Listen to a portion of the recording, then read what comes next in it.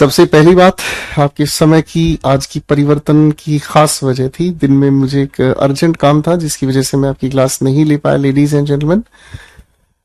और मंडे से हम लोग टॉपिक वाइज आपके साथ मिलकर प्रैक्टिस करनी शुरू करेंगे। मैं उम्मीद करता हूं आप सभी अच्छे होंगे, स्वस्थ होंगे। आज हम आपके साथ मिलकर आज का मोक नंबर 20 पढ़ेंगे, ठीक है ना। आज हम आप लोगों के साथ मिलकर एक अगला मोक यानी कि मोक नंबर 20 पढ़ेंगे। दोस्तों, थोड़ी सी प्यारी सी बात को समझने की कोशिश करेंगे भाई। मंडे से टॉपिक वाइज लेके चलेंगे। रोहन भाई आज मेरे बच्चों, तो पहले 2 सवाल आपके सामने हैं, आपकी प्रतीक्षा कर रहे हैं। पहले इन दोनों सवालों के जवाब हम बनाने की कोशिश करेंगे, ठीक है जी।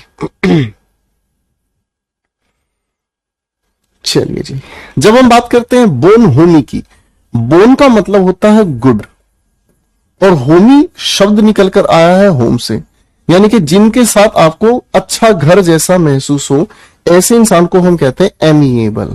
क्या कहते हैं? एमिएबल, यानी कि जिसे हम कहते हैं फ्रेंडली, यानी कि मित्र जैसा जो व्यवहार करने की कोशिश करे। मैंने क्या कहा मेरे बच्चों? जो मित्र जैसा व्यवहार करने की कोशिश करे, दोस्ती जैसा उसका व्यवहार हो, तो बोन होमी हो गया। तो भाई सिनोनिम की अगर हम बात करते हैं तो कंपेनियनशिप। फिकलनेस का मतलब क्या होता है? वीकनेस, ठीक है। डिसीट का मतलब होता है धोखे देने वाली आदत। इरिटेशन आप जानते ही हैं भाई, ठीक है जी, इरिटेशन आप जानते ही हैं। आपके मोक में पहली बार हमने ये क्वेश्चन इंक्लूड किया है, पहली बार ये क्वेश्चन इंक्लूड किया है। पैराजंबल के अंदर 5 आपको पॉइंट्स दिए हैं, लेकिन इसमें हकीकत में अगर आप कहोगे तो ये क्वेश्चन आप कई बार कर चुके हो। क्यों? क्योंकि इसका जो फर्स्ट पॉइंट है वो सभी में फिक्स है, ठीक है भाई। जो आखिरी पॉइंट है, ठीक है भाई, कहां चला गया भाई आखिरी पॉइंट? सॉरी बेटा, गलत जगह पे चले गए हम। जो आखिरी पॉइंट है ये भी आपका क्या है? फिक्स है। तो बेटा ये सवाल वही है जिसकी हम S1 और S6 करके बीच में पैराजंबल के लिए सवाल देते थे। तो चलिए बनाइए मेरे बच्चों इस क्वेश्चन का आंसर फटाफट से। मैं पढ़ना शुरू करूं साथ साथ अगर आप इजाजत दो तो, ठीक है। संतोष पेरेंट्स वर एफ्लुएंट। एफ्लुएंट का मतलब होता है समृद्ध, पैसे वाले, रिच जिसे आप कहते हैं, ठीक है ना। Land owners who could afford to send their children to the best school. उसके पेरेंट्स जो थे वो रिच थे, जमींदार थे, अच्छे स्कूल में वो भेज सकते थे। आखिरी पॉइंट को पढ़ के देखते हैं। But a marriage at that age was the last thing on the Santosh mind. Santosh के दिमाग में शादी उस उम्र में बिल्कुल आखिरी पॉइंट था। देखते हैं क्या हो सकता है, ठीक है ना। तो भाई अगर हम देखते हैं, so she decided to fight the matter in her own quiet way when the right moment arrived.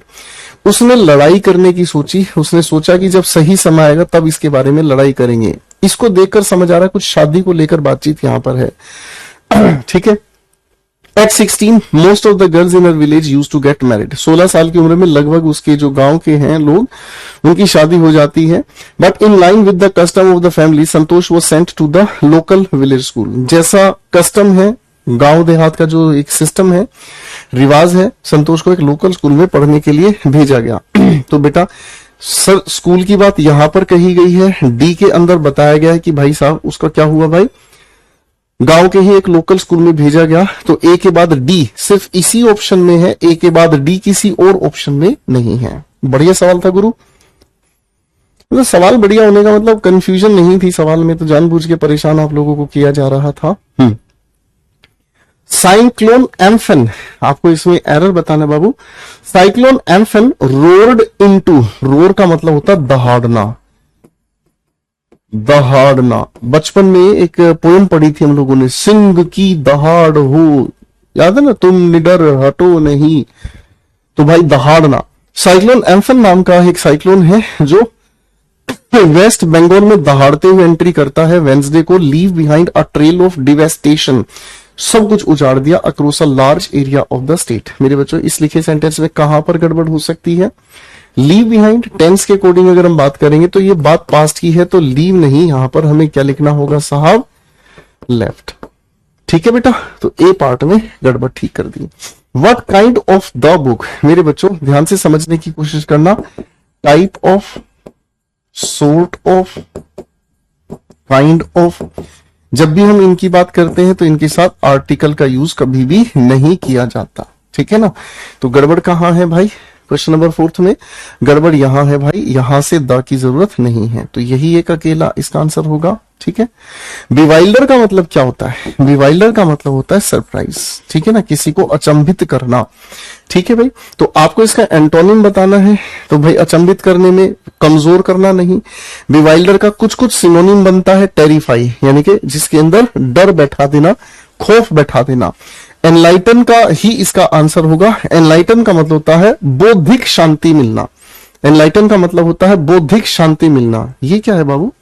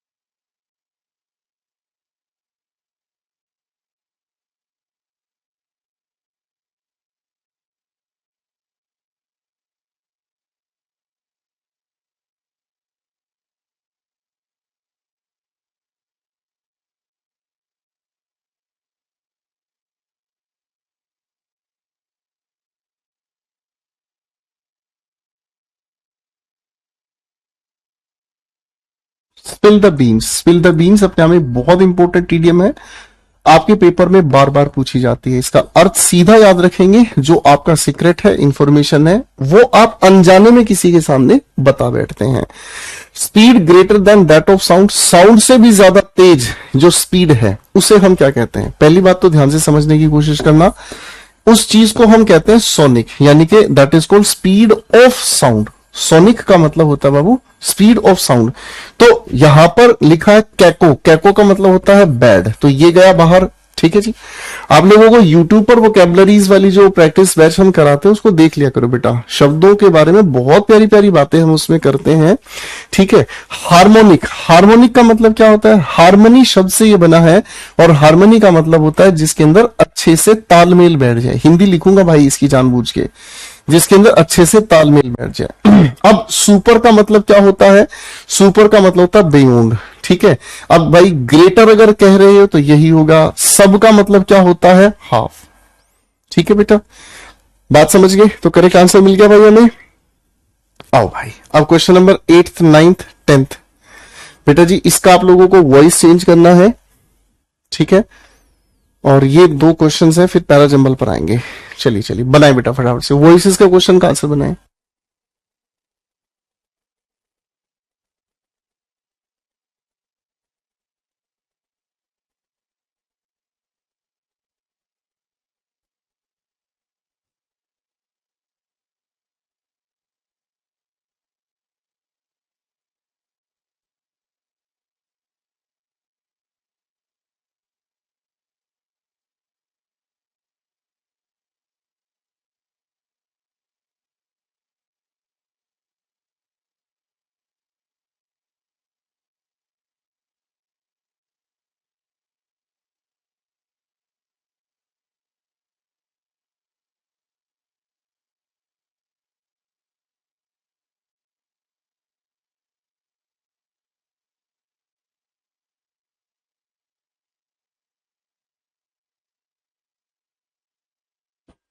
आओ बेटा, central team visited, second form of past indefinite. Past indefinite के लिए पैसिव बनाना है तो क्या करेंगे? वॉज या वर के साथ हमें थर्ड फॉर्म चाहिए। अब मेरे बच्चों 8 विलेजेस सेंटेंस का सब्जेक्ट होना चाहिए, इसीलिए 8 विलेजेस के अकॉर्डिंग वर का यूज होगा। गलत स्पेलिंग कौन सी है? फ्रेग्रेंस का मतलब सुगंध है, ये सही है। वायलेंस की स्पेलिंग अपने आप में कैसे ठीक होगी साहब? वॉयल और उसके बाद लिख दिया एंस। ठीक है भाई, इंटरफेयर का मतलब किसी के मामले में दखल अंदाजी, और अकस्टम्ड का मतलब होता है हैबिचुअल। सारे शब्दों को पढ़ा करो भाई, जितना फायदा मिलेगा शब्दों से उतना आप बाद में महसूस करोगे। सीपीओ का पेपर देकर आए बहुत सारे बच्चे, सीपीओ का पेपर देकर आए बहुत सारे बच्चे, लिख रहे हैं, दिल खुश होया हुआ है। ठीक है भाई, और मुझे तो इंस्टाग्राम पे भी लगातार मैसेज आ रहे हैं कि गुरुजी दिल खुश हो गया। प्रैक्टिस बैच जो आपसे पहले प्रैक्टिस बैच हमसे पढ़े हुए ना, मतलब हलवा बनाकर आए इंग्लिश वाले सेक्शन का, ठीक है ना। और बेटा क्लास के कंटेंट से ही क्वेश्चंस निकले हैं, ठीक है ना। यहाँ मैं इंस्टाग्राम दिखा नहीं सकता, ठीक है ना। रितु कह रही अपना इंस्टाग्राम आईडी बता दो sir.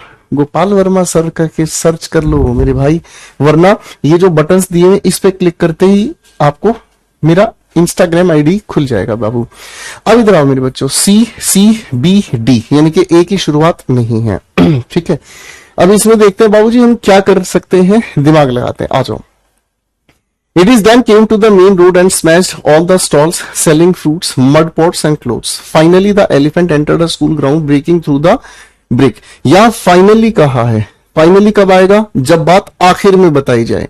The people on the main road ran helter and helter skelter. Helter skelter का मतलब होता है हेयर देयर। बेटा एक बार इसका मीनिंग लिख लो, कई बार पूछ लिया जाता है। इन पैनिक, पैनिक का मतलब क्या होता है, डर। ठीक है जी। The wild elephant first reach the outskirts. ठीक है जी, वाइल्ड एलिफेंट सबसे पहले कहां पहुंचा, सबसे पहले डी और सबसे आखिर में बी। ये रहा सबसे पहले डी और आखिर में बी, खत्म। अतना नहीं सोचना चाहिए था भाई, अतना कौन सोचेगा भाई।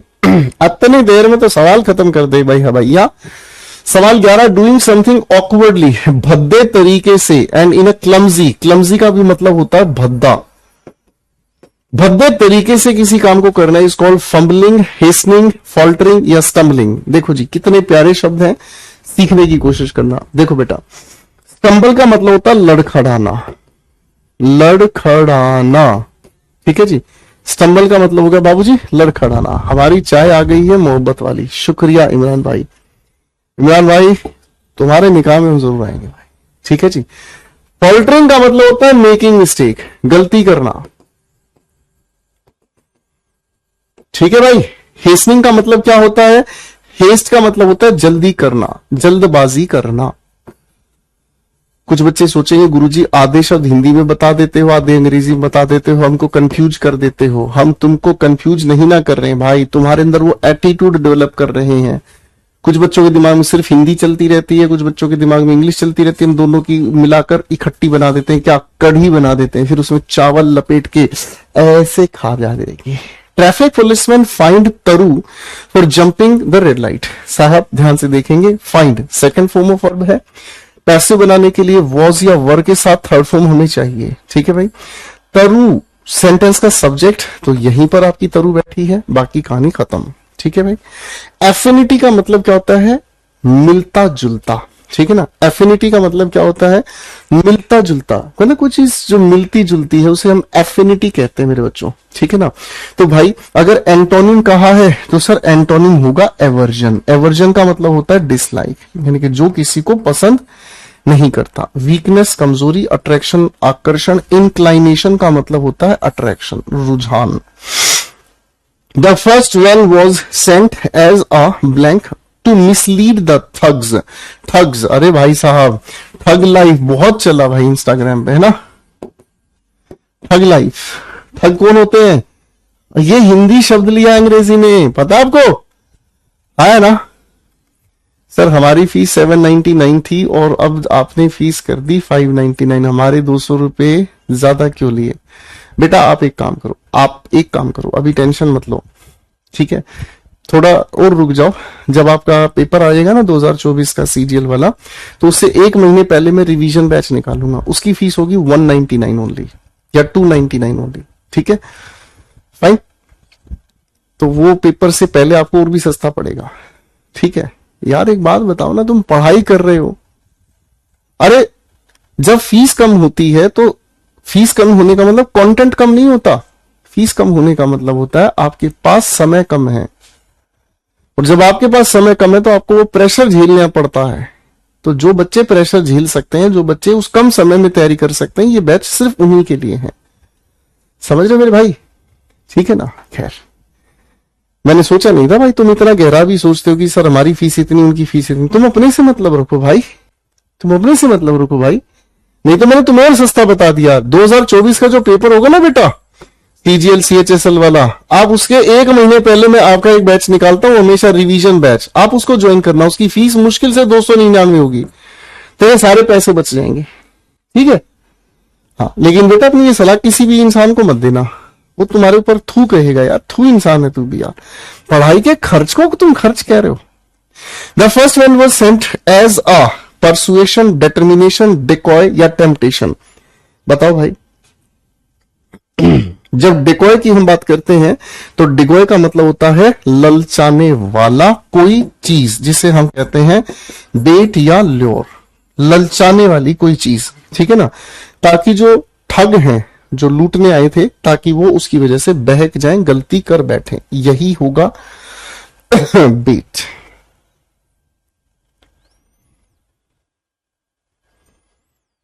कमाल कर दिया भाई, हमारी फीस इतनी, उनकी फीस इतनी।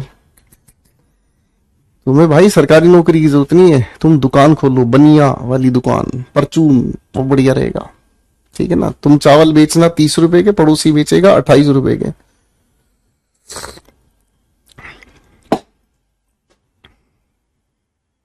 चलिए भाई। We broke the traffic rules unknowingly while coming back from the party. Now we have to face the music, cry for the moon, look sharp, with defiance. Sir, to bear the consequences. इसका अर्थ होता है to bear the result या consequences. जो दुष्परिणाम हमें देखने को मिलेंगे वो चीज हमें झेलेंगे। ये सारे के सारे आप लोगों को वोकैब वाली क्लासेस जो आपको यूट्यूब पे कराई उसमें समझाए हुए हैं। अब भाई थोड़ा सा देख लिया करना। None other beside you are knowing the truth. Sir पहली बात तो एक बात समझने की कोशिश करना, स्टेटिव वर्ब्स होती हैं।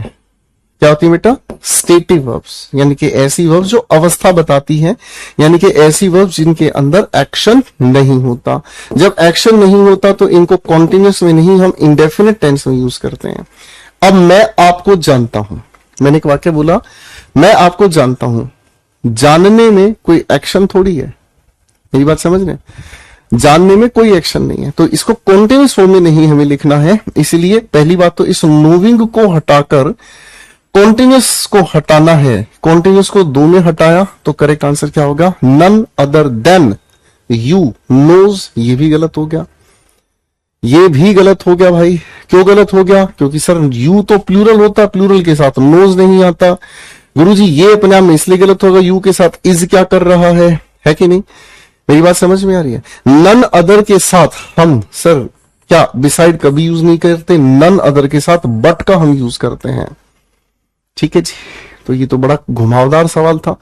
देखो हमारी थियरी के अनुसार क्वेश्चन पूरी तरह गलत है, आई सेड इट, थियरी के अनुसार सवाल पूरी तरह से गलत है, ठीक है ना। होना क्या चाहिए? ये भी नहीं होना चाहिए, सिर्फ ये। आप इसी को ठीक कर लो भाई, ठीक है बेटा, क्योंकि वो तो पूरी तरह से ही गलत है बाबू। His voice was by the sound of the helicopter। क्या करेंगे हम?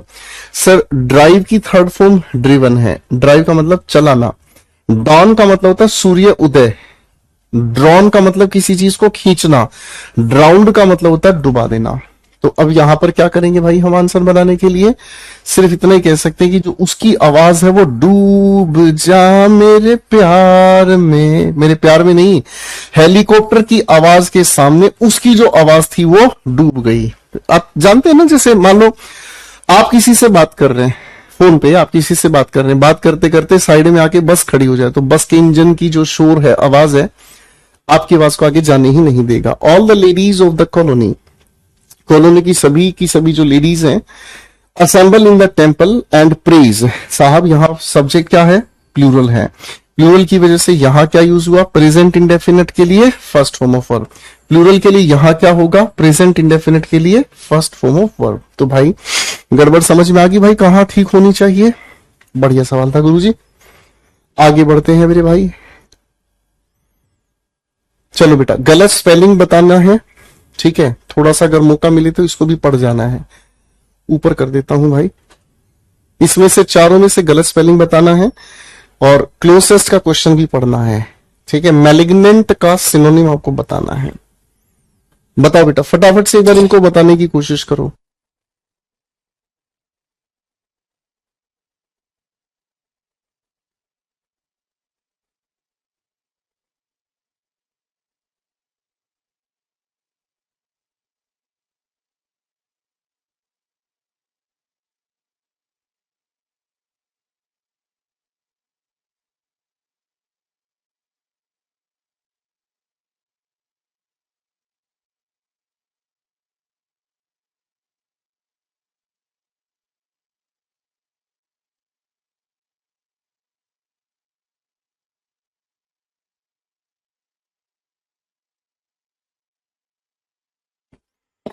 बनाओ बेटा बनाओ।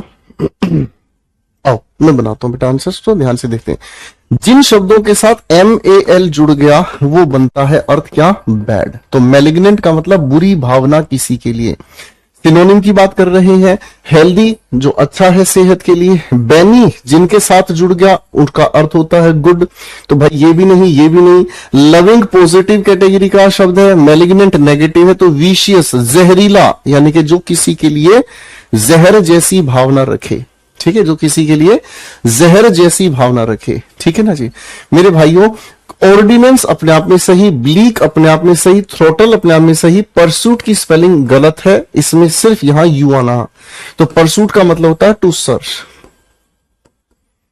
परसूट का मतलब होता है टू सर्च, ठीक है, किसी चीज की तलाश करना। सर आप जितनी जल्दी कर देते हो हमसे इतना जल्दी काहे नहीं बनता है बेटा, थोड़ा सा प्यार करो, इंग्लिश से बन जाएगा। ये आप लोगों ने पढ़ा है भाई, इसकी थोड़ी सी थीम बता दो।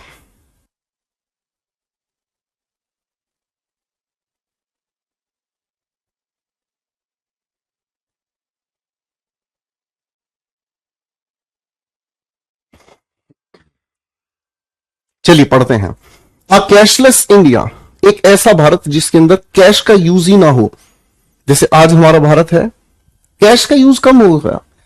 आज के समय में सारी पेमेंट कैसे हो रही है, सारी की सारी जो पेमेंट हो रही है वो मतलब आप जान रहे ना, ऑनलाइन ऐप के थ्रू हो रही है। पेटीएम है, फोन पे है, गूगल पे है, अमेजन पे है, सब इन्हीं से चल रहा है, ठीक है ना। अ cashless India is the first step towards making the dream of digital India और रियलिटी। हम डिजिटल इंडिया बनाना चाहते हैं, हम का मतलब हमारी भारत सरकार। गवर्नमेंट इज ट्राइंग टू, क्या कोशिश कर रही है, blank a cashless environment in the country. Preach का मतलब उपदेश देना, प्रीसीड का मतलब पहले आना, डिटरमिन या क्रिएट, आप कहोगे सर क्रिएट करना चाहती है। हमारी सरकार चाहती है बनाना क्या, कैशलेस एनवायरमेंट भारतवर्ष में।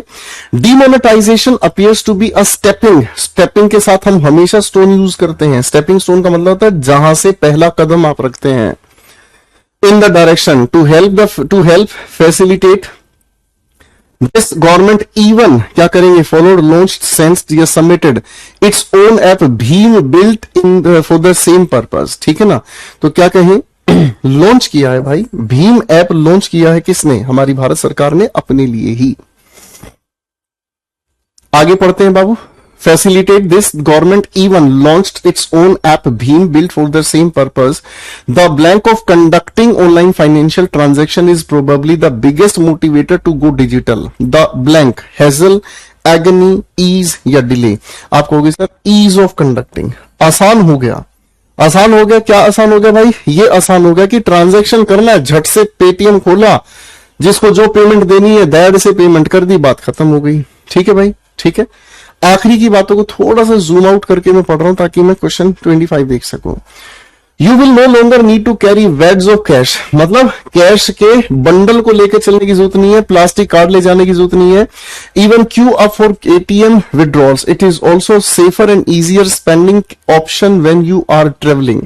Making transactions digitally makes it easy to keep track of your finances. The क्या चीज, the blank are enormous for everyone, तो क्या कहेंगे, सीनरियस, सेवरिटी, अटेम्प्ट्स या बेनिफिट्स। बेनिफिट की बात करेंगे कि बेनिफिट अनगिनत है, ऑनलाइन पेमेंट के बेनिफिट्स अनगिनत है, पता ही नहीं चलता है, ठीक है भाई। हालांकि देखो बेटा ये सॉल्यूशन आपको दिए हुए हैं, बहुत सारे ऐसे शब्द हैं जो मैंने आप लोगों को शायद आज नहीं बताए, लेकिन आपको इसलिए नहीं बताया कि आप थोड़ा सा इनको पढ़कर देखोगे, आप जो बच्चे नहीं पढ़ते हैं उनके साथ ज्यादा समस्या है।